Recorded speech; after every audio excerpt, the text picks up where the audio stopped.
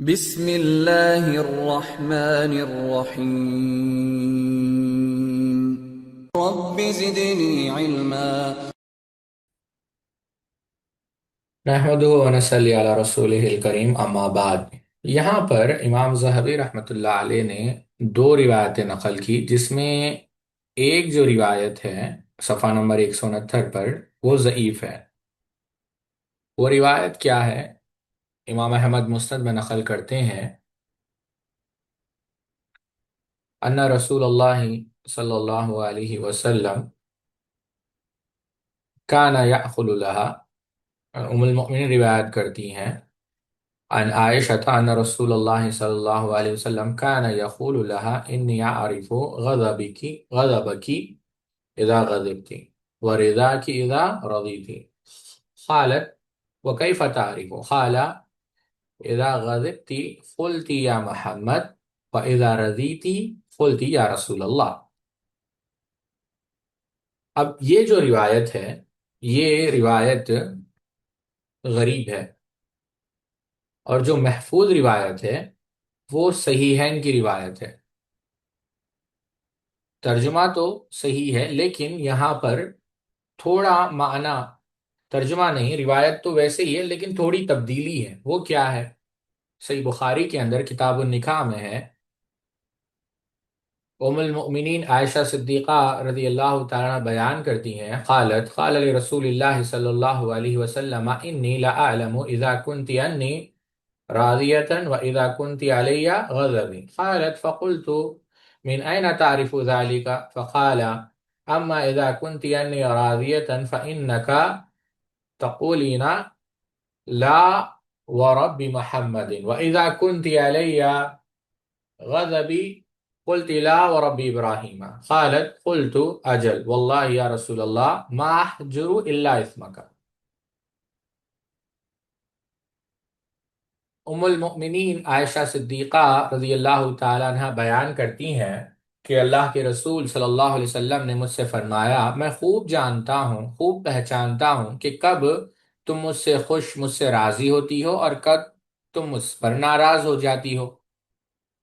تو میں نے پوچھا، اللہ کے رسول صلی اللہ علیہ وسلم آپ یہ بات کیسے سمجھتے ہیں؟ تو آپ صلی اللہ علیہ وسلم نے فرمایا، جب تم مجھ سے خوش ہوتی ہو تو کہتی ہو نہیں، رب محمد کی قسم، رب محمد کی قسم۔ اور جو مسند احمد کے الفاظ ہیں کہ جب غصے میں ہوتی ہو تو کہتی ہو یا محمد، اور جب راضی ہوتی ہو تو کہتے ہو یا رسول اللہ، یہ لفظ صحیح نہیں ہے ساتھیوں، یہ محفوظ نہیں ہے، غریب ہے۔ جو صحیح روایت ہے وہ یہ ہے کہ اللہ کے رسول صلی اللہ علیہ وسلم نے فرمایا، جب تم مجھ سے خوش ہوتی ہو تو کہتی ہو نہیں، رب محمد کی قسم، اور جب تم مجھ سے ناراض ہوتی ہو تو کہتے ہو رب ابراہیم کی قسم۔ تو میں نے کہا، اللہ کے رسول صلی اللہ علیہ وسلم میں صرف آپ کا نام زبان سے نہیں لیتی۔ اب اس کا معنی کیا ہے ساتھیو؟ یہ ذرا آپ اس کو سمجھیں۔ اس کا معنی یہ ہے، اور یہ بات امام نووی رحمہ اللہ نے بیان کیا اپنی شرح کے اندر۔ امام نووی رحمہ اللہ بیان کرتے ہیں کہ اس حدیث کا جو معنی ہے وہ قاضی ایاض رحمہ اللہ نے بیان کیا۔ کیا کہ یہ جو لفظ ہے کہ آپ صلی اللہ علیہ وسلم کا یہ فرمانا سیدہ عائشہ رضی اللہ تعالی عنہا کو کہ بے شک مجھے بخوبی علم ہوتا ہے جب تم مجھ سے خوش ہوتی ہو، اور یہ بھی بخوبی علم ہوتا ہے جب تم مجھ سے ناراض ہوتی ہو۔ اب آپ دیکھیں، اور جواب میں سیدہ عائشہ کا یہ فرمانا کہ اللہ کے رسول میں صرف آپ کا نام ہی زبان پر نہیں لاتی۔ اس کا کیا معنی ہے ساتھیو؟ پہلے ہم امام نووی پر جانے سے پہلے، آپ کا نام ہی نہیں لاتی، تو یہ معنی ہے ساتھیو کہ اے اللہ کے رسول صلی اللہ علیہ وسلم میں صرف آپ کے نام کو چھوڑ رہی ہوں، آپ کی ذات کو نہیں۔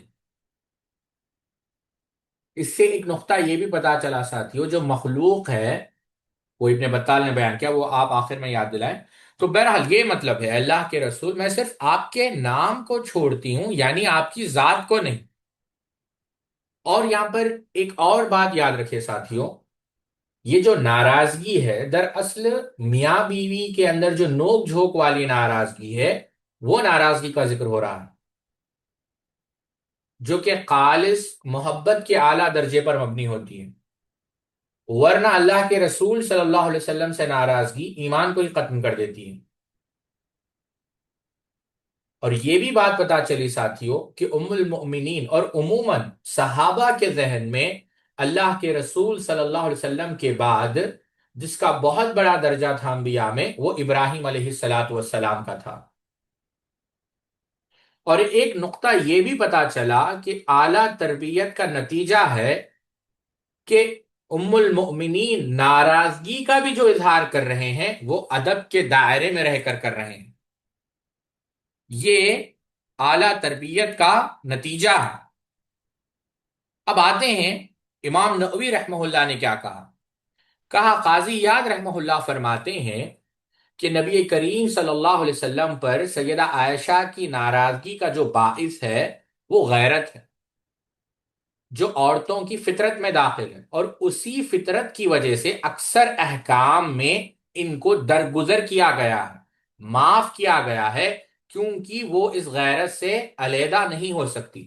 اور قاضی یاز مالکی تھے تو وہ خود نقل کرتے ہیں ہمارے یہاں، بلکہ امام مالک اور جو مالکیہ ہے وہ یہ فرماتے ہیں اگر بیوی غیرت سے متاثر ہو کر اپنے خاوند پر زنا کی بھی تہمت لگائے تو اس پر حد ساقط ہے۔ مزید فرماتے ہیں قاضی یاد رحمہ اللہ اس دعوے کی یہ دلیل ہے کہ اللہ کے رسول صلی اللہ علیہ وسلم نے فرمایا، اور یہ حدیث امام ابو یعلا نے مسند کے اندر بھی نقل کیا اور شیخ البانی رحمہ اللہ نے مسند کے اندر نقل کیا، لیکن شیخ البانی رحمہ اللہ نے اس کو ضعیف قرار دیا۔ وہ حدیث کیا ہے؟ غیرت مند عورت وادی کی بالائی، یعنی کہتے ہیں ٹاپ، پیک، جو وادی کی جو بالائی ہے، جو یوں سمجھے آپ پیک ہے، تو غیرت مند عورت اس میں بالائی میں، اور اللہ کے رسول صلی اللہ علیہ وسلم نے بیان کیا ایک تو ٹاپ ہے جو وادی کی بالائی ہے، اور جو زری کنارے میں تمیز نہیں کرتی، یعنی اور ٹاپ سمجھتی ہے نہ باٹم، اس کے اندر فرق نہیں کرتی۔ اگر یہ بات نہ ہوتی تو سیدہ عائشہ رضی اللہ عنہ کا جرم نہایت شدید ہوتا، کیونکہ نبی کریم صلی اللہ علیہ وسلم سے ناراضی اور ان سے علیحدگی کبیرہ گناہ ہے۔ اسی لیے سیدہ عائشہ رضی اللہ تعالی عنہا نے بھی کہا میں صرف آپ صلی اللہ علیہ وسلم کا نام ہی تو نہیں لیتی، یعنی ان کے دل میں آپ صلی اللہ علیہ وسلم کی محبت اور حیبت اسی طرح ہوتی جس طرح خوشی کی صورت میں ہوتی تھی۔ عورتوں میں غیرت کا سبب شدت محبت ہے۔ یہ بات امام نووی رحمہ اللہ نے قاضی یاد سے شرح صحیح مسلم کے اندر نقل کی۔ ٹھیک ہے، یہ ایک صفحہ، اگلے صفحے پہ جائیں۔ اب یہاں پر اس صفحے میں، اور پچھلی روایت تھوڑی سی جا چکی ہے، یہاں پر امام ذہبی رحمت اللہ علیہ تیمم کا واقعہ بیان کر رہے ہیں، اور یہ بھی ام المؤمنین عائشہ صدیقہ رضی اللہ تعالی عنہا کی بہت بڑی شان ہے۔ وہ واقعہ کیا ہے؟ حضرت عائشہ خود بیان کرتی ہیں، عروہ رحمہ اللہ بیان کرتے ہیں ان عائشہ انہا، ام المؤمن عائشہ بیان کرتی ہیں کہ حضرت اسماء سے جو ہے میں نے ہار مانگا تھا رضی اللہ تعالی عنہا، اور یہاں پر ہار کے لیے جو لفظ آیا ہے وہ قلادت ہے۔ فحلقت فبعث رسول اللہ صلی اللہ علیہ وسلم رجلا فوجدها فأدركتهم الصلاة وليس معهم ماء فصلوا فشاكوا ذلك إلى رسول الله صلى الله عليه وسلم فأنزل الله آيات التيمم فقال أسيد بن حذير لعائشة جزاك الله خيرا فوالله ما نزل بك أمر تكرهينه إلا جعل الله ذلك لك وللمسلمين فيه خيرا۔ ام المؤمنین عائشہ بیان کرتی ہیں کہ میں نے اپنی بہن سے ہار مانگا لیکن وہ ہار گم گیا۔ اللہ کے رسول صلی اللہ علیہ وسلم نے ایک آدمی کو اس کی تلاش کے لیے بھیجا جسے وہ مل گیا۔ پھر نماز کا وقت آ پہنچا اور لوگوں کے پاس، اب لوگ ہار کی تلاش میں نکلے تھے، پانی نہیں تھا، لوگوں نے نماز پڑھ لی اور رسول اللہ صلی اللہ علیہ وسلم سے اس کے متعلق شکایت کی، تو اللہ تبارک و تعالی نے تیمم کی آیتیں اتاری، جسے سن کر اسید بن حضیر نے کہا، اے ام المؤمنین عائشہ رضی اللہ تعالیٰ عنہ، آپ کو اللہ بہترین بدلہ دے، اللہ کی قسم جب بھی آپ کے ساتھ کوئی ایسی بات پیش آئی جس سے آپ کو تکلیف ہوئی تو اللہ تعالیٰ نے آپ کے لیے اور تمام مسلمانوں کے لیے اس میں خیر پیدا فرما دی۔ بلکہ مسند احمد کے الفاظ ہے ساتھیو، قالت ام المومن کہتے یقول وبہینا جاء من اللہ ما جاء من الرخصة للمسلمین واللہ ما علمت یا بنیت انکی لمبارکت ماذا جعل اللہ للمسلمین فی حبسک یاہم من البرکت والیسر، کہ اے میری بیٹی، اللہ رب العزت نے، یعنی مجھے پتا ہی نہیں کہ تم اتنی بابرکت کیوں ہو، یعنی اتنی نعمت، اتنی بڑی اللہ تعالیٰ کی توفیق، اللہ تعالیٰ نے مسلمانوں کے لیے رخصت پیدا کر دی، مسلمانوں کے لیے آسانی پیدا کر دی تمہاری وجہ سے۔ یہ الفاظ مسند احمد کے اندر ہے، اور شیخ شعیب الارناؤوط رحمہ اللہ نے کہا یہ صحیح لفظ ہے۔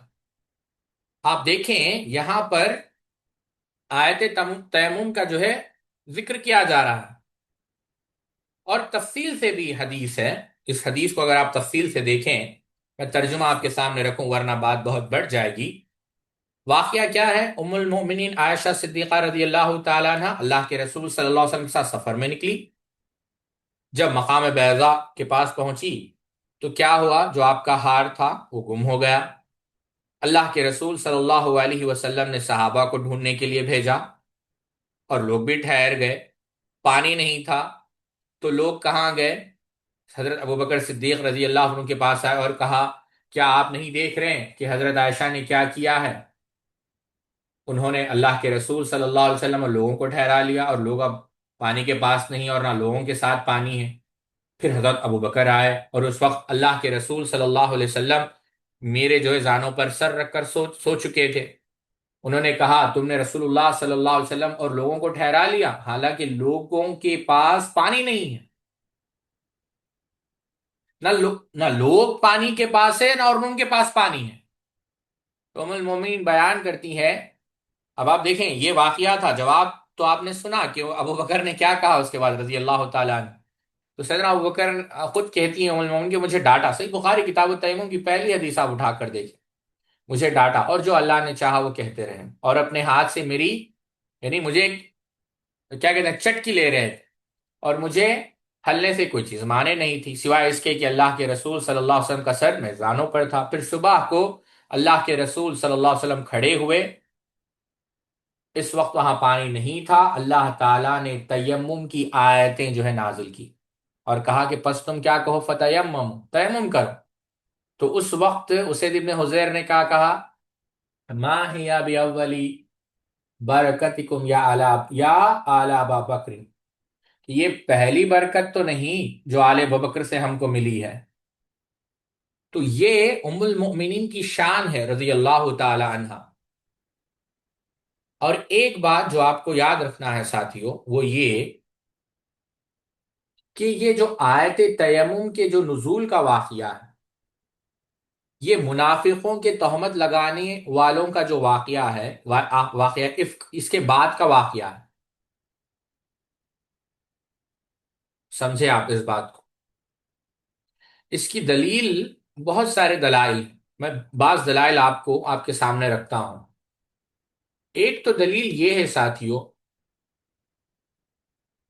کہ ہشام ابن عروہ رحمۃ اللہ علیہ اس کے بعد جو روایت نقل کر رہے ہیں اس میں کیا ہے، بس اللہ کی قسم جب بھی آپ پر کوئی ایسی مصیبت نازل ہو، جیسا کہ ہم نے ابھی دیکھا اسید ابن حضیر رحمۃ اللہ علیہ نے کیا کہا، جب بھی آپ پر ایسی کوئی مصیبت نازل ہوئی، اس سے پہلے بھی،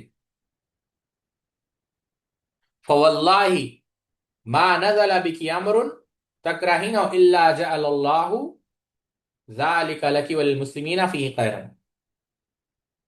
جب بھی، تو اب یہ جو الفاظ ہے اسید ابن حضیر رضی اللہ تعالی عنہ کے جو کتاب النکاح میں ہے، تو یہ کیا ہے یہ تیمم کا جو واقعہ ہے وہ تہمت لگائے جانے بعد کا واقعہ، یہ ایک دلیل ہے، نہیں پہلے، یعنی پہلے کا واقعہ دوسرا بات خود حضرت ابن حذیر کہہ رہے ہیں۔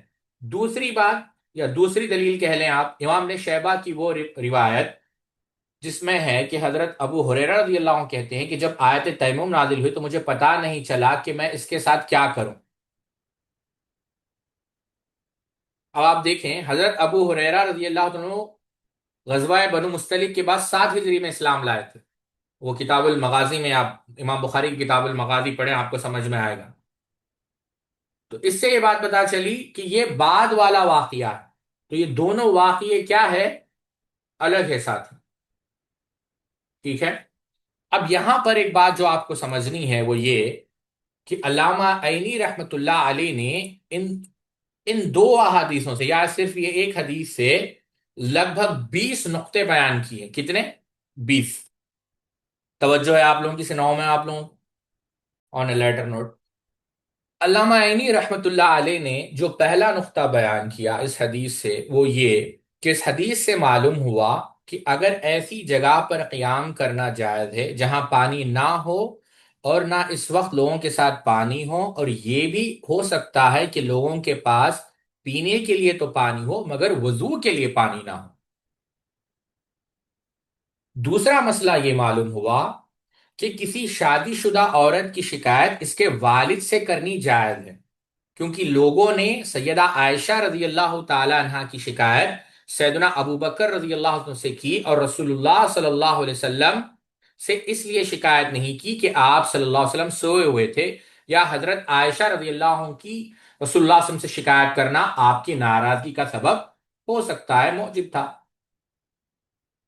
تیسرا نقطہ، کسی فعل کی نسبت اس فعل کی سبب کی طرف کرنا جائز ہے، یعنی کسی فعل کسی ایکشن کی نسبت وہ ایکشن جو سبب ہے جو کاز ہے اس کی طرف کرنا جائز ہے۔ لوگوں نے ایسی جگہ ٹھہرانے کی نسبت حضرت عائشہ کی طرف کی، حالانکہ رسول اللہ صلی اللہ علیہ وسلم نے ان کو اس جگہ ٹھہرایا تھا، کیونکہ ٹھہرانے کا سبب حضرت عائشہ رضی اللہ عنہ کے ہار کو تلاش کرنا تھا۔ یعنی فعل کی نسبت ایکشن کو جو ایٹریبیوٹ کیا جائے گا بسا اوقات وہ جو کاز آف دا ایکشن تھا اس کو بھی ایٹریبیوٹ کیا جا سکتا ہے۔ چوتھا نقطہ، کسی شخص کا اپنی بیٹی کے پاس جانا جائز ہے خواہ اس وقت اس کا شوہر اس کے زانوں پر سر رکھ کر سو رہا۔ پانچواں نقطہ، کسی شخص کا اپنی شادی شدہ بیٹی کو ڈانٹنا جائز ہے خواہ اس وقت وہ اپنے شوہر کے پاس ہو۔ چھٹواں نقطہ، حضرت ابو بکر حضرت عائشہ کو یعنی چٹکیاں لے رہے تھے، اس سے انسان کا جسم مضطرب ہو جاتا ہے، لیکن حضرت عائشہ ہلی بھی نہیں۔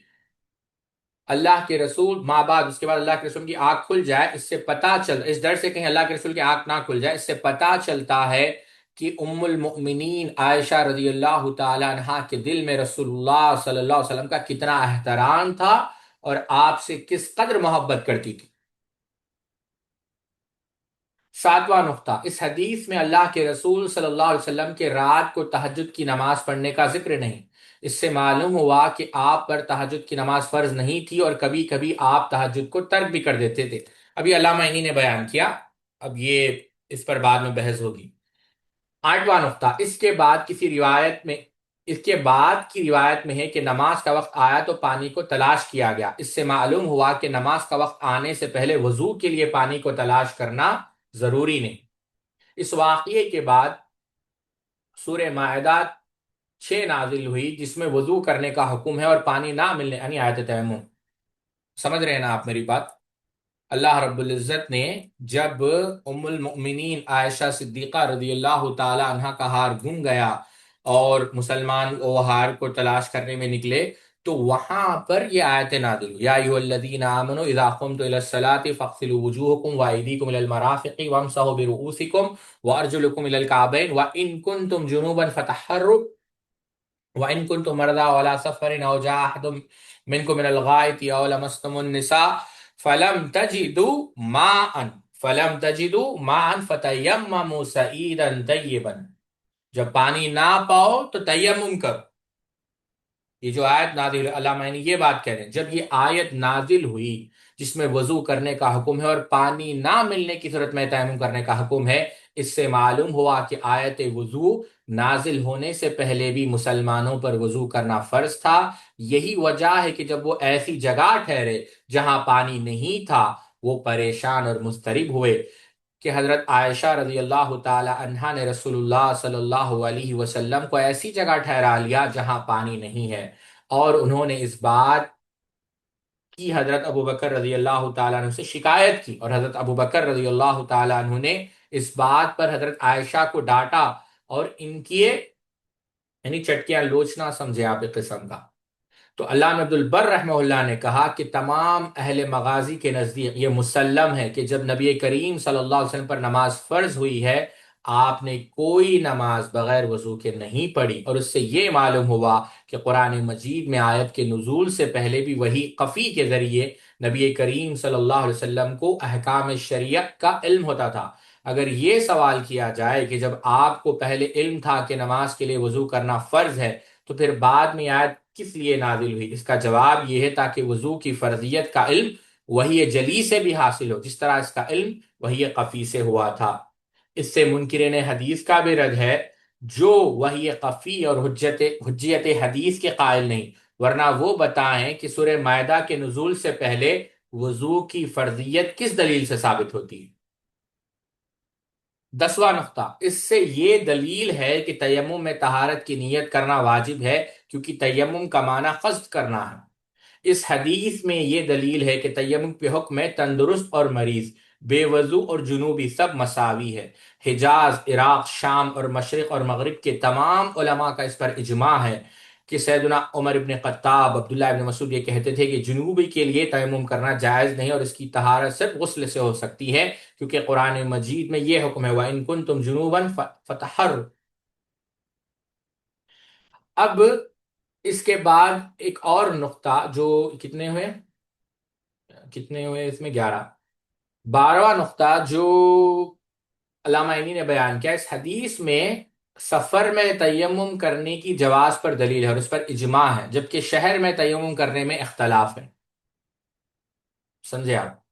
امام مالک اور ان کے اصحاب یہ کہتے ہیں کہ شہر میں اور سفر میں تیمم کرنا برابر ہے، جب پانی نہ ہو یا مرض یا شدید خوف یا وقت نکلنے کی وجہ سے پانی کا استعمال مشکل ہو۔ ابو عمر یعنی ابن عبد البر نے کہا، امام ابو حنیفہ اور امام محمد کا بھی یہی قول ہے، اور امام شافعی نے کہا کہ شہر میں تندرست آدمی کے لیے تیمم کرنا جائز نہیں۔ اب بہرحال یہ ایک مختلف ہی مسئلہ، اس کو ہم چھوڑیں۔ 13واں نقطہ پھر بھی میں مکمل پڑھ دیتا ہوں تاکہ بات ادھوری نہ رہ جائیں۔ امام شافعی رحمہ اللہ نے کہا شہر میں تندرست آدمی کے لیے تیمم کرنا جائز نہیں، سوائے اس کے کہ اس کو پانی کے استعمال سے ہلاکت کا خطرہ ہو۔ امام ابو یوسف اور امام ظفر نے کہا شہر میں تیمم کرنا کسی حال میں جائز نہیں، نہ مرض کی وجہ سے نہ وقت نکلنے کی خوف کی وجہ سے۔ امام شافعی کا بھی یہی مذہب ہے، اور لیث اور تبری نے کہا جب شہر میں پانی نہ ہو اور وقت نکلنے کا خطرہ ہو تو وہ تندرست اور بیمار دونوں تیمم کر سکتے ہیں، وہ نماز پڑھ کر دہرائیں گے، اور امام حنیفہ کے نزدیک وقت نکالنے کی خوف کی وجہ سے تیمم کرنا جائز نہیں۔ 13واں نقطہ جو امام عینی رحمہ اللہ نے بیان کیا، جب امن کا زمانہ ہو تو عورتوں کے ساتھ غزوات وغیرہ کا سفر کرنا جائز ہے، اور اگر ایک شخص کے نکاح میں کئی ازواج ہو تو وہ جس کو چاہے ساتھ لے کر سفر پر جا سکتا ہے، اور اگر ان کے درمیان اندازی کر لے تو بہتر ہے، اور جس کا نام نکل آئے اس کو ساتھ لے کر سفر میں چلا جائے۔ اس ایک اور نقطہ اس حدیث میں مال حلال کی عزت و حرمت پر دلیل ہے، اس کو ضائع نہیں کرنا چاہیے خواہ وہ چیز کم قیمت کی ہو، کیونکہ حضرت عائشہ کا وہ ہار 12 درہم کا تھا۔ 15واں نقطہ، مال کی حفاظت کرنی چاہیے، اگر وہ گم جائے تو اس کو تلاش کرنا چاہیے، خواہ اس کی تلاش میں نماز کا وقت آ جائے، اور گمشدہ چیز کو تلاش کرنا تو گمشدہ چیز کو تلاش کرنا توکل کے خلاف نہیں ہے، ایک فرد کا نقصان پوری قوم کا نقصان ہے، کیونکہ اس ہار کو سب نے مل کر تلاش کیا تھا۔ 16واں نقطہ، اس میں کسی چیز کو عاریتن لینا اور اس کو لے کر اس کی اجازت سے سفر کرنے کا ثبوت ہے، کیونکہ حضرت عائشہ نے عاریتن یعنی بورو کرنا، حضرت عائشہ نے یہ ہار حضرت اسما سے لیا اور سفر کیا۔ 17واں نقطہ، عورتوں کے زیورات پہننے کا جواز، کیونکہ ہار زینت کے لیے پہنا جاتا ہے۔ 18واں نقطہ، اس میں مرد کا اپنی بیوی کے زانوں پر سر رکھنے کا جواز۔ 19واں نقطہ، رسول اللہ کی محبت میں مشقت برداشت کرنے کا ثبوت ہے، کیونکہ حضرت عائشہ فرماتی ہے جب حضرت ابوبکر میری یعنی مجھے لوچ، یعنی ایک قسم کا یوں سمجھے آپ لوچ رہے تھے، تو نیند میں خلل پڑنے کی وجہ سے میں نے اپنے آپ کو ہلنے سے بھی روکا رکھنے، اللہ کے رسول کی نیند میں خلل پڑنے کی وجہ سے۔ 20واں نقطہ، اس میں حضرت عائشہ کی فضیلت کی بہت بڑی دلیل ہے، کیونکہ جب غزوہ پہلے غزوہ میں، غزوہ بنو مستلق میں، سفر میں آپ کا ہار گم ہوا اور آپ قافلے کے ساتھ نہ مل سکی، تو وہاں پر سورہ نور کی آیتیں نازل ہوئی اور ایک حکم 80 کوڑوں والا نازل ہوا، مسلمانوں کے عورتوں کی حفاظت کا قانون نازل ہوا۔ اب اس سفر میں کیا ہوا، جب آپ کی ہار کی تلاش میں نماز کا وقت نکل گیا اور مسلمانوں نے آپ پر تان کیا، تو اللہ تعالیٰ نے مسلمانوں میں تخفیف کے لیے تیمم کا حکم نازل کر دیا۔ اس سے معلوم ہوا کہ اللہ تعالیٰ کو حضرت عائشہ کی شان میں کوئی تہمت اور کوئی تان گوارا نہیں، بس اللہ تعالیٰ نے اس تان سے آپ کی یعنی جو ایسی صورت بنا دی اور مسلمانوں پر آپ کی وجہ سے احسان کر دیا، تاکہ کوئی یہ نہ کہے کہ حضرت عائشہ کی وجہ سے ان کی نماز کا وقت نکل گیا، بلکہ یہ ہے کہ حضرت عائشہ کی برکت کی وجہ سے قیامت تک کہ مسلمانوں کو تیمم کی رخصت، یاد رکھیں جب کبھی تیمم کریں تو یاد رکھیں کہ یہ ام المومنین کا احسان ہے، یہ عائشہ رضی اللہ عنہ کی برکت کی وجہ سے قیامت تک کے مسلمانوں کو تیمم کی رخصت اور سہولت حاصل ہو گئی، اور یہ وہ رخصت ہے جو اس سے پہلے کسی نبی کی امت کو حاصل نہیں۔ یہ نقطے علامہ عینی رحمہ اللہ نے عمدۃ القاری کے اندر بیان کی۔ جیسا کہ آپ سکرین پر دیکھ سکتے ہیں کہ یہ جو اگلی روایت امام ذہبی رحمۃ اللہ علیہ نے نقل کی، وہ امام ابو داؤد رحمۃ اللہ علیہ کے حوالے سے۔ اب یہ جو روایت ہے ساتھیوں، یہ مختلف بھی ہے۔ بعض محدثین نے اس روایت کو، اب عصر حاضر کے ایک معروف محقق حافظ زبیر علی زائی رحمہ اللہ نے اس روایت کو ضعیف قرار دیا۔ اب وہ روایت کیا ہے پہلے ہم پڑھ لیں، بعد میں ہم اس پر دیکھیں گے کہ آیا اس کا معنی کیا ہے، اس کا مفہوم کیا ہے۔ روایت کیا ہے؟ روایت یہ ہے، غور سے سمجھیں اس کو امام ابو داؤد رحمۃ اللہ علیہ نے اپنے سنن کے اندر کتاب الادب میں نقل کیا، اور راوی نعمان ابن بشیر رضی اللہ تعالیٰ عنہ ہے۔ وہ کہتے ہیں کہ سیدنا ابو بکر رضی اللہ تعالیٰ عنہ نے اللہ کے رسول صلی اللہ علیہ وسلم کے پاس وہ گئے اور اجازت مانگی گھر کے اندر داخل ہونے کی۔ فَسَمِعَ صَوْتَ عَائِشَةَ عَالِيًّا فَلَمَّا دَخَلَ تَنَاوَلَهَا لِيَلْتِمَهَا وقال ألا أراك ترفعين صوتك على رسول الله صلى الله عليه وسلم، فجعل النبي صلى الله عليه وسلم يحجزه، وخرج أبو بكر مغضبا، فقال النبي صلى الله عليه وسلم حين خرج أبو بكر كيف رأيتني أنقذتك من الرجل؟ قال فمكث أبو بكر أياما ثم پھر اجازت لی، فوجدهما قد استلاها فقال لهما ادخلاني في سلمكما كما ادخلتماني في حربكما، فقال النبي صلی اللہ علیہ وسلم قد فعلنا قد فعلنا۔ سبحان اللہ۔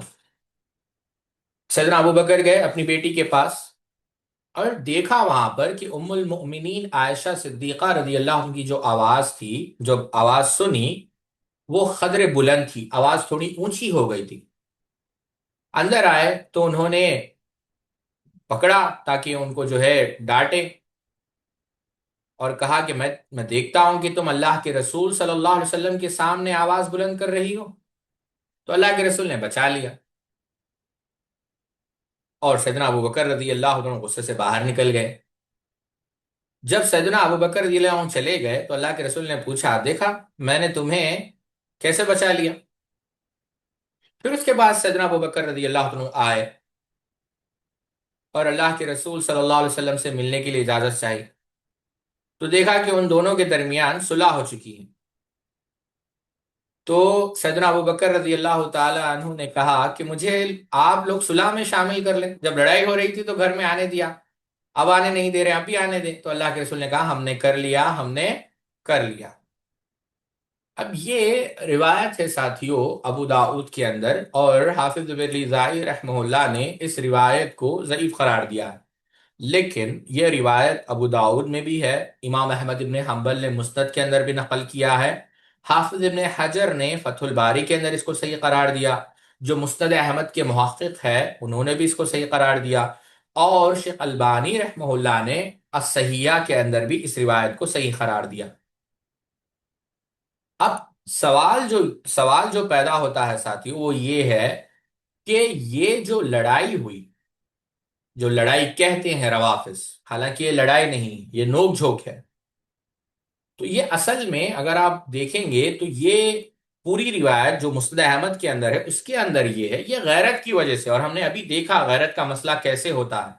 نعمان بن بشیر کے الفاظ ہے، وہاں پر ام المؤمنین کہتی ہیں واللہ لقد عرفت ان علی احب الیک من ابی مرتين او ثلاثا، کہ مجھے معلوم ہے کہ آپ جو ہے سیدنا علی سے زیادہ محبت کرتے ہیں میرے باپ کے مقابلے میں، یہ غیرت ہے، باپ سے محبت تھی۔ تو یہ تو ایک عام چیز ہے ساتھی، اس میں کوئی، آپ خود دیکھیں سیدنا عمر رضی اللہ تعالی عنہ کی وہ روایت، یہ جو غیرت کا جو مسئلہ ہے ہم نے ابھی آپ لوگوں کو سمجھایا۔ سیدنا عمر رضی اللہ تعالیٰ عنہ کہا، کیا کہا، وَكُنَّا مَعْشَرَ قُرَيْشٍ نَغْلِبُ النِّسَاءَ فَلَمَّا قَدِمْنَا عَلَى الْأَنصَارِ إِذَا هُمْ قَوْمٌ تَغْلِبُهُمْ نِسَاءُهُمْ فَتَفِقَ نِسَاؤُنَا يَأْخُذْنَا مِنْ أَدَبِ نِسَاءِ الْأَنصَارِ فَسِحِتُ عَلَى امْرَأَتِي فَرَاجَتْنِي فَأَنْكَرْتُ۔ میں اس کو چھوڑتا ہوں ساتھیوں کیونکہ وقت بہت کم ہے میرا، آدھا گھنٹہ پہلے سے ہی ہو چکا ہے۔ سیدنا عمر رضی اللہ تعالیٰ عنہ کہتے ہیں کہ ہم جو قریش کے لوگ تھے وہ مکہ میں اپنی عورتوں پر غالب رہا کرتے تھے، یعنی ہم غالب رہتے تھے اور ہماری خواتین مغلوب، لیکن جب ہم مدینہ آئے تو انصار کا مسئلہ الگ تھا۔ جب ہم نے ان کو دیکھا خواتین یہاں پر غالب تھے، ہماری عورتوں نے بھی کیا کیا، ان سے طریقہ اختیار کرنا شروع کر دیا۔ میں نے ایک دن اپنی بیوی کو ڈانٹا، سیدنا عمر نے، تو انہوں نے بھی اس کا جواب دیا، یعنی ڈانٹ کا بدلہ ڈانٹ سے۔ تو ان کا یہ جواب مجھے ناگوار معلوم ہوا کہ یہ کیا بات، یہ تو پہلی دفعہ دیکھ رہا ہوں میں، یہ جو بیہیویئر جو کمپلیٹلی چینجڈ ہے، مکے میں تو ایسا نہیں دیکھا۔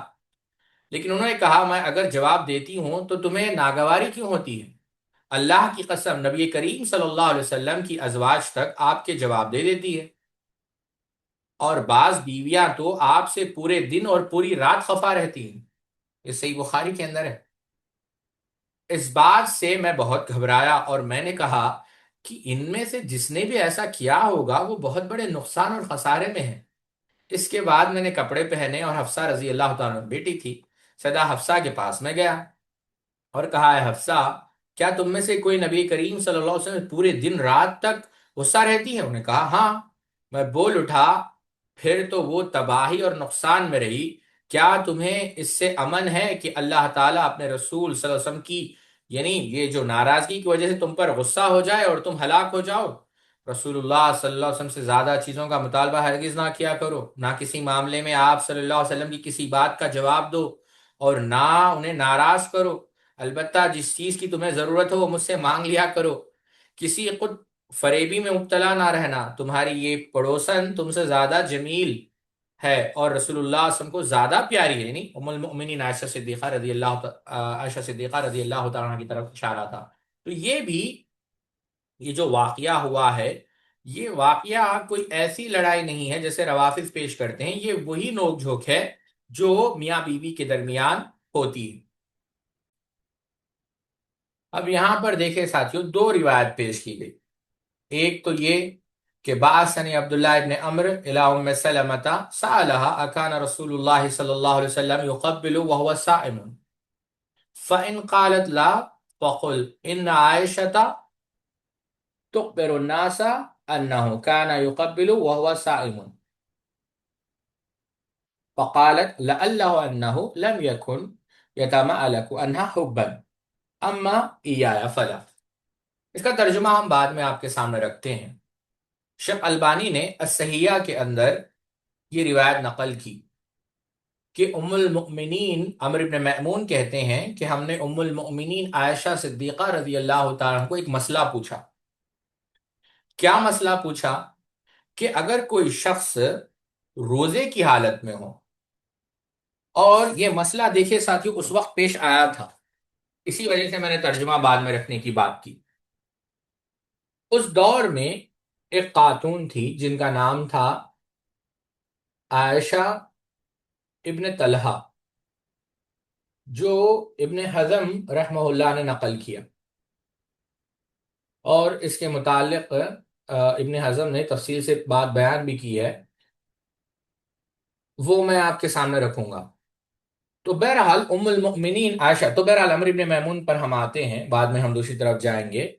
عمرو ابن میمون رحمۃ اللہ علیہ نے یہ پوچھا، ایک سوال کیا روزے دار کے متعلق، تو ام المؤمنین نے اس کا جواب دیا، اور یہی سوال عبداللہ ابن عمرو ابن عاص نے کہا کہ جب آپ جا کر ام سلمہ سے پوچھیں، اور ام سلمہ اگر انکار کر دے تو کہیں کہ ام المومنین تو آپ ایسا مسئلہ بیان نہیں کرتی۔ تو اس وقت ام سلمہ کے جو الفاظ ہے وہ قابل غور ہے۔ کہا کہ اللہ کے رسول صلی اللہ علیہ وسلم ام المؤمنین عائشہ صدیقہ رضی اللہ تعالیٰ سے بہت محبت کرتے تھے۔ دوسری روایت جو امام ذہبی نے یہاں پر پیش کی، جو مسند احمد کے اندر ہے، لیکن وہ الفاظ اس کے اندر تھوڑا ضعف ہے ساتھی، وہ روایت مستند نہیں ہے۔ اسی سے ملتی جلتی روایت جو امام ابو داؤد رحمۃ اللہ علیہ نے نقل کیا اپنی سنن کے اندر، اور امام عبداللہ ابن زبیر الحمیدی رحمہ اللہ نے بھی مسند کے اندر نقل کیا، اور یہ روایت حسن ہے، کہ اسما بنت یزید بیان کرتی ہے کہ جب اللہ کے رسول صلی اللہ علیہ وسلم کے ہاں جو ہے آپ سے کی خدمت میں کھانا پیش کیا گیا، آپ نے اسے کھانے کی پیشکش کی، تو ہم نے عرض کیا، کیا عرض کیا؟ کہ ہمیں بھوک نہیں ہے۔ تو آپ صلی اللہ علیہ وسلم نے کیا کہا؟ لا تجمعنا جوعا وکاذبا، کہ بھوک اور جھوٹ کو جمع نہ کیا کرو۔ یعنی اللہ کے رسول صلی اللہ علیہ وسلم کے پاس کھانا لایا گیا، آپ نے گھر والوں کو جو ہے کھانے کی پیشکش کی، خواتین کو، ہم نے کہا کہ ہمیں بھوک نہیں ہے، خواہش نہیں ہے، تو آپ نے کیا کہا کہ بھوک اور جھوٹ اکٹھا نہ کیا کرو۔ اس کا مطلب یہ ہے ساتھیوں، اگر آپ دیکھیں پہلا نقطہ تو یہ ہے کہ کھانا جب ہم کھائیں، جو کھانے کا وقت ہو، تو جو ہمارے ساتھ لوگ موجود ہیں ان کو بھی جو ہے ہم کھانا پیش کریں۔ دوسرا مسئلہ یہ ہے، کھانے کی پیشکش کی جائے تو بھوک ہونے پر قبول کرنے میں تکلیف نہیں کرنا چاہیے، تکلف نہیں کرنا چاہیے۔ بھوک نہ ہو تو ایسی پیشکش قبول نہ کرنے میں کوئی حرج نہیں، شکریہ ادا کرنا چاہیے، لیکن بہتر یہ ہے کہ ایک دو لقمے لے لیے جائیں۔ اور جو چوتھا نقطہ ہے وہ یہ کہ جھوٹ تکلف کے موقع پر بھی اچھا نہیں، معذرت کے لیے کوئی اور مناسب انداز اختیار کر لیا جائے۔ یہ بات، چار نقطے حافظ زبیلی زائی رحمہ اللہ نے ابواب الاطعمہ میں بیان کی۔ اگلی روایت مسند احمد کی روایت پر کلام کرنے کے بعد ہم نے دیکھا صحیح روایت ابو داؤد کی ہم نے آپ کے سامنے رکھی۔ جو اگلی روایت یہاں پر امام ذہبی رحمہ اللہ نے نقل کی، وہ بھی ابو داؤد کی روایت ہے، ابن ماجہ کی، آپ دیکھ سکتے ہیں وہاں پر اگلے صفحے پہ آپ جائیں جی، تو یہ روایت پچھلے صفحے میں آپ جائیں جی، تو یہ امام ابن ماجہ رحمہ اللہ نے کتاب النکاح میں جو ہے نقل کیا۔ روایت کیا ہے اور سے سنیں آپ، اس میں بھی ام المؤمنین کی فضیلت ہے۔ عروہ ابن زبیر بیان کرتے ہیں، قالت عائشہ ما علمت حتى دخلت علی زینب بغیر اذن وہی غضبی ثم قالت یا رسول اللہ احسبك اذا قلبت بنیت ابی بکر زريتها ثم أقبلت علي فعرضت عنها حتى قال النبي صلى الله عليه وسلم دونك فانتصري فأقبلت عليها حتى رأيتها وقد بئس ريقها في فيها ما ترد علي شيئا فرأيت النبي صلى الله عليه وسلم يتحلل يتحلل وجهه. کہتے ہیں عروہ ابن زبیر رحمت اللہ علیہ، اب تھوڑا آپ توجہ رکھیں ورنہ بات آپ کو سمجھ میں نہیں آئے گی، کہ ام المؤمنین عائشہ صدیقہ رضی اللہ تعالی عنہا نے کہا کہ مجھے پتا بھی نہ چلا، اچانک زینب بنت جہش رضی اللہ تعالی عنہا میرے حجرے میں آ گئی. وہ اس وقت بہت غصے میں تھی. انہوں نے کہا اے اللہ کے رسول، جب ابو بکر کی بچی آپ کے سامنے، یعنی غصے میں آ کر، کیا یہی بات کافی ہے؟ اور میری یعنی ام المومن کی طرف متوجہ ہوئی اور غصے کا اظہار کرنے لگی. تو ام المومنین نے منہ پھیر لیا، کوئی جواب نہیں دیا. اللہ کے رسول صلی اللہ علیہ وسلم نے فرمایا تم بھی بدلہ لے لو. اب غور کریں، آپ سمجھیں. یہ زینب بنت جہش روایت ختم نہیں ہوئی، میں یہاں تک آپ کو سمجھا رہا ہوں، پھر آپ کو بات سمجھ میں آئے گی. زینب بنت جہش رضی اللہ تعالیٰ عنہ کون ہے ساتھیوں؟ اللہ کے رسول صلی اللہ علیہ وسلم پھپھیری بہن. اللہ کے رسول کے والد کون ہے؟ عبداللہ. اور آپ کی پھپھو کون ہے؟ امیمہ. یہ امیمہ کی بیٹی ہے، جیسا کہ ابن حجر نے تہذیب التہذیب میں لکھا. اور ان کا مقام، ان کا مرتبہ، اتنی ہی بات کافی ہے کہ دنیا میں ایجاب و قبول کی ضرورت ہی نہیں پڑی. اللہ رب العزت نے ان کا نکاح آپ صلی اللہ علیہ وسلم سے وحی کے ذریعے سے کیا. اور یہ جو غصے کی بات ابھی چل رہی ہے کہ سیدہ زینب رضی اللہ تعالی عنہا، آپ اندازہ کریں کیا کہا، چھوٹی سی بچی، یعنی یہ غصے کے انداز میں، یعنی فطری جذبات کی بنا پر جو ایک سوکن کو دوسری سے ہو سکتی ہے، انہوں نے کیا کہا، ایک چھوٹی سی بچی کہا. یہاں تک آپ بات سمجھیں. اب اللہ کے رسول صلی اللہ علیہ وسلم نے کیا کہا؟ جواب. یہ جواب اللہ کے رسول صلی اللہ علیہ وسلم نے دینے کے لیے کیوں کہا؟ یہ اس وجہ سے کہ اجازت دینا انصاف کی بنا پر تھا، کیونکہ ام المؤمنین عائشہ صدیقہ رضی اللہ تعالیٰ عنہ خاموش تھی. کیونکہ آپ خاموش کیوں تھی؟ کہ اللہ کے رسول صاحب موجود ہیں، تو اللہ کے رسول کو خوشی ہوئی کہ عائشہ رضی اللہ تعالیٰ عنہ سن رہی ہے بات، کچھ جواب نہیں دے رہی. اور اب کیا کہا جواب دینے کے لیے؟ دیکھیں ساتھیوں، ام المؤمنین عائشہ صدیقہ رضی اللہ تعالی عنہا کوئی معمولی شخصیت نہیں ہے. اور ہمیشہ آپ غور کریں، ام المؤمنین کا یہ وصف آپ دیکھیں گے کہ اللہ کے رسول کی اتباع کا بہت شوق ہے. یہاں پر بھی آپ دیکھیں، واقعے کو سمجھیں. آپ خاموش بیٹھی ہوئی ہیں، جب اللہ کے رسول صلی اللہ علیہ وسلم نے کہا جواب دینے کے لیے، پھر آپ نے جواب دیا، وہ ہم دیکھیں گے. لیکن آپ دیکھیں، ہمیشہ فردوہ الی اللہ والرسول ان کنتم تؤمنون باللہ والیوم الاخر. امام نے کثیر رحمہ اللہ نے اپنی تفسیر کے اندر ایک واقعہ نقل کیا. جو سیدنا ابو بکر کی بیوی تھی قتیلہ، وہ آئی اسماء بنت ابی بکر کے پاس تحفے لے کر، اور اس وقت وہ مشرکہ تھی. تو سیدہ اسماء رضی اللہ تعالی عنہا نے کہا کہ میں آپ کے تحفے نہیں لے سکتی، اور گھر میں آنے کی بھی اجازت نہیں دی اپنی والدہ. ام المؤمنین فسالت عائشہ نبی صلی اللہ علیہ وسلم، ام المؤمنین نے کہا کہ نہیں، ہم پوچھیں اللہ کے رسول صلی اللہ علیہ وسلم. سبحان اللہ، دیکھیں آپ. تو اللہ رب العزت نے پھر آیتیں نازل کی، لا ینہاکم اللہ عن الذین لم یقاتلوکم فی الدین الی آخر الآیہ. یہ جو آیت ہے کہ اللہ تعالیٰ تمہیں منع نہیں کرتا، روکتا نہیں.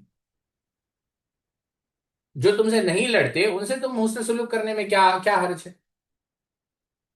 اللہ کے رسول نے کہا، اسماء رضی اللہ عنہ کو حکم دیا کہ جو والدہ آئی ان کے تحفے قبول کرو، گھر کے اندر ان کو آنے دو. فَأَمَرَهَا أَن تَقْبَلَ هَدِيَّتَهَا وَأَن تُدْخِلَهَا بَيْتَهَا.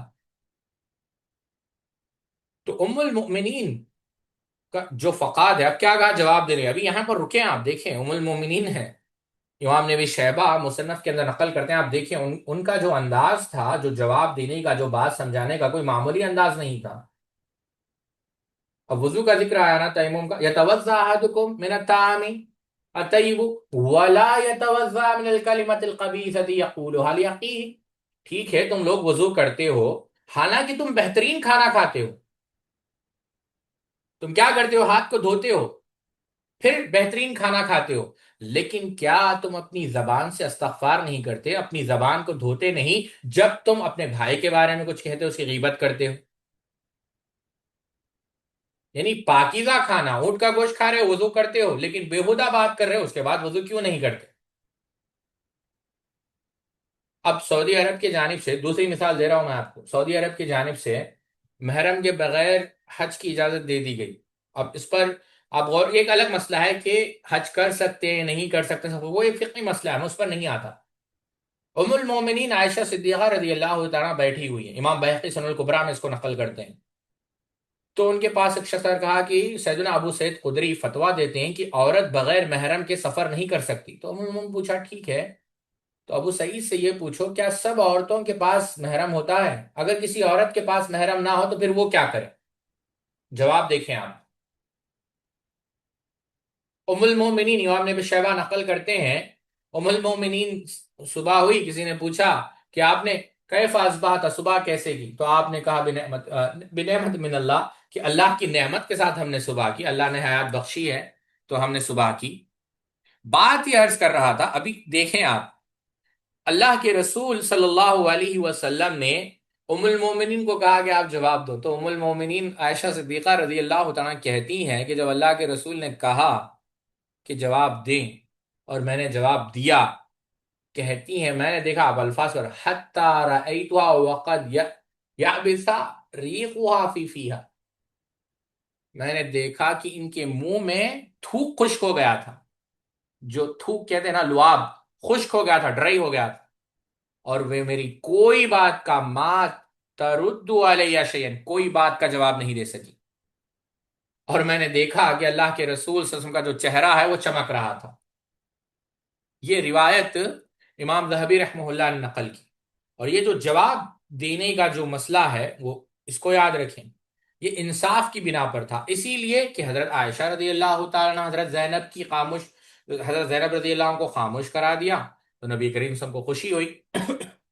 ایک اور بات یاد رکھے ساتھیو، یہ جو عورتوں کی معمولی باتوں پر اور چھوٹے موٹے جھگڑوں کو نظر انداز کر دینا چاہیے، یا مناسب انداز میں جو ہے مطمئن کر دینا چاہیے، یہ چار نکات بھی حافظ زبیر علی زائی رحمہ اللہ نے ابن ماجہ کے اندر بیان کی۔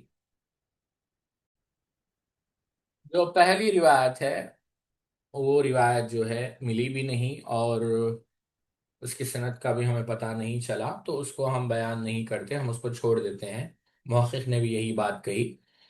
اور جو دوسری روایت ہے وہ معروف ہے کہ ام المؤمنین عائشہ صدیقہ نے کہا انہا کانت مع النبی صلی اللہ علیہ وسلم فی سفر قالت، یعنی جو دوڑ لگائی ہم نے پہلے بھی ذکر کیا، آپ صلی اللہ علیہ وسلم آگے بڑھ گئے، پھر جب میں بھاری ہو گئی تو آپ مجھ سے بڑھ گئے، یعنی پہلی دفعہ جب ہم نے ریس کی تو میں آپ صلی اللہ علیہ وسلم سے آگے بڑھ گئی، اور دوسری دفعہ جب ریس ہوئی تو آپ صلی اللہ علیہ وسلم مجھ سے آگے بڑھ گئے، تو آپ صلی اللہ علیہ وسلم نے کہا ہذہ بتلکل سبقتی، یہ اس پہلی دوڑ کا بدلہ ہے۔ اس واقعے میں یہ بات بیان کی جا رہی ہے کہ گھریلو زندگی میں نبی کریم صلی اللہ علیہ وسلم کا جو انداز تھا وہ انتہائی الفت بھرا ہوا تھا، اور پیدل دوڑ کا مقابلہ بھی کیا جا سکتا ہے۔ یہیں پر میں اپنی بات کو ختم کرتا ہوں۔ سبحانک اللہم و بحمدک، اشہد ان لا الہ الا انت، استغفرک و اتوب الیک۔